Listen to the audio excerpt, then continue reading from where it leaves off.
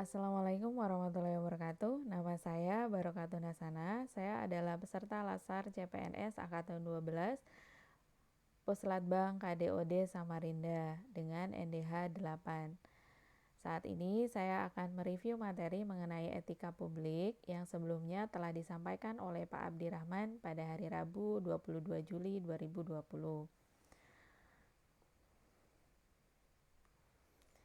Nah, apa itu etika? Nah, tentunya kita sebagai seorang ASN, kita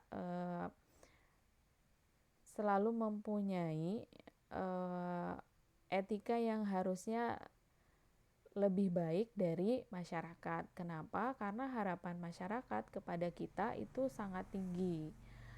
Nah, dan juga kita ketika memilih profesi sebagai seorang ASN, kita merupakan bagian dari sebuah kekuasaan.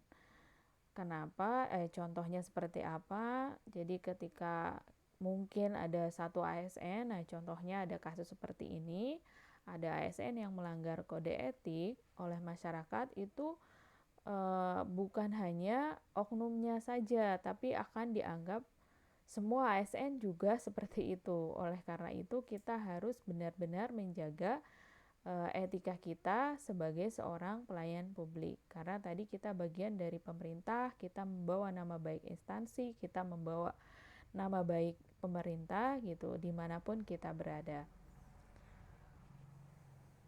Nah, jika ditinjau dari beberapa pengertian mengenai etika publik dan kode etik, ini terdapat beberapa hal yang mirip ya. Yang pertama etika ini lebih dipahami sebagai refleksi atas baik, buruk, benar, salah yang harus dilakukan atau bagaimana melakukan yang baik atau benar. Sedangkan etika publik di sini merupakan refleksi tentang standar atau norma yang menentukan baik atau buruk, benar atau salah, tindakan dan keputusan untuk mengarahkan kebijakan publik dalam rangka menjalankan tanggung jawab pelayanan publik. Nah, yang terakhir ini ada namanya kode etik. Kode etik ini nanti ada peraturannya kode etik untuk ASN itu seperti apa. Nah, kode etik ini adalah suatu aturan-aturan yang mengatur tingkah laku dalam suatu kelompok khusus, misalnya dalam satu organisasi, lembaga pemerintah, yang di sini sudut pandangnya hanya ditunjukkan pada hal-hal yang prinsip ya, hal yang prinsip dalam bentuk ketentuan-ketentuan yang tertulis. Nah, ini contoh ketentuannya adalah kode etik bagi seorang aparatur sipil negara. Apa saja kode etiknya? Kode etiknya ini ada 12. Yang pertama itu melaksanakan tugas dengan jujur, bertanggung jawab, dan berintegritas tinggi.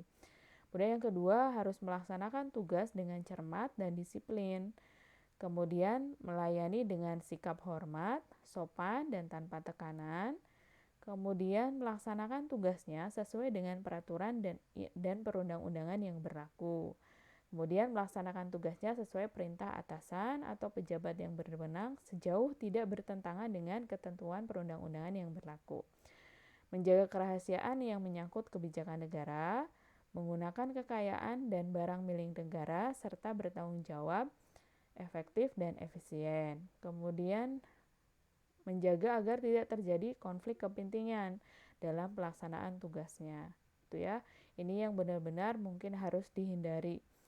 Jangan sampai kita terjebak dalam konflik kepentingan, mencampur adukan, wewenang, jabatan, kekuasaan gitu ya, untuk misalnya merugikan negara gitu. Nah, contoh-contoh konflik kepentingan tentunya banyak gitu ya. Kita harus bisa membedakan mana yang memang kewajiban kita sebagai seorang ASN gitu, dan hak kita sebagai seorang ASN gitu, dan hal-hal yang memang tidak boleh dilakukan. Kemudian memberikan informasi secara benar dan tidak menyesatkan kepada pihak lain yang memerlukan informasi terkait kepentingan kedinasan.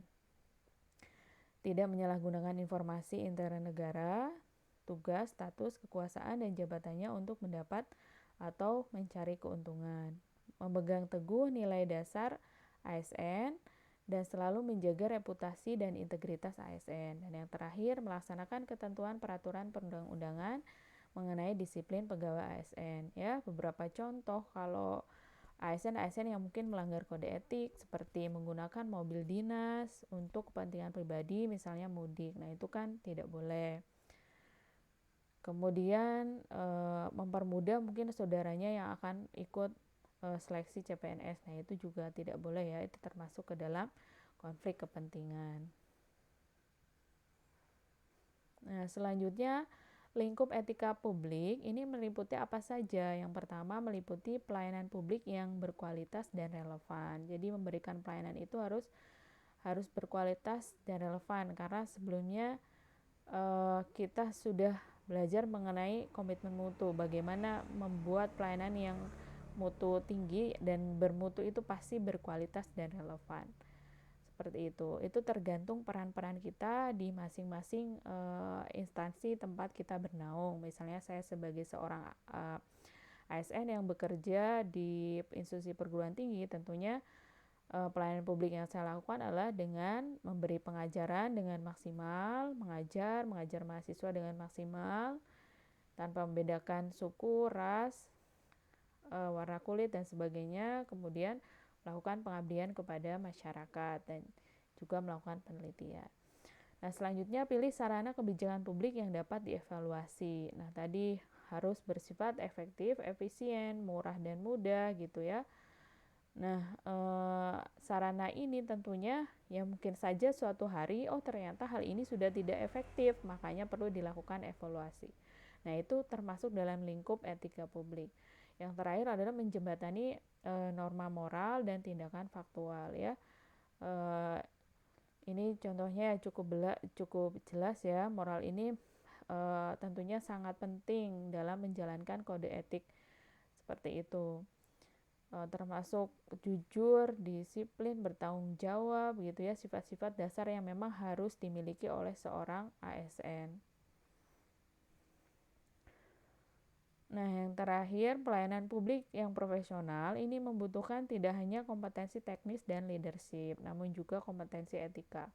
Seperti itu. Jadi etika ini memegang peranan yang sangat penting untuk menciptakan ASN yang berintegritas, profesional, dan akuntabel. Mudah-mudahan kita bisa menjadi ASN yang amanah, yang bisa mempertanggungjawabkan amanahnya, dan bisa memenuhi etika publiknya dengan baik. Gitu. Itu sekian review dari saya. Semoga bermanfaat. Assalamualaikum warahmatullahi wabarakatuh.